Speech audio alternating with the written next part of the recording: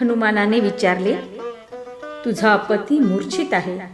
वेळेवर संजीवनी वनस्पती नाही पोहोचवली तर अघटित घटना घडेल. तुझ्यासाठी तो खूप दुःखाचा प्रसंग असेल. स्वतः राम जेथे रडतो आहे तेथे तुझे डोळे एवढे कोरडे कसे? उर्मिला म्हणाली, लक्ष्मण माझा पती आहे. मी माझ्या पतीला पूर्णपणे ओळखते. मी जाणून आहे की त्याच्या रोमारोमात राम बसलेला आहे. त्याच्या शरीरात कुठेच रिकामी जागा नाही की जेथे कोणी बाण मारेल. बाण मारला तर माझ्या पतीला न लागता रामाला लागेल. आणि तुम्हीच म्हणता ना की राम रडतो आहे आणि लक्ष्मण झोपलेला आहे. याचा अर्थ एवढाच समजून घ्या की ज्याला बाण लागला तो रडतो आहे आणि ज्याला काही झाले नाही तो झोपलेला आहे.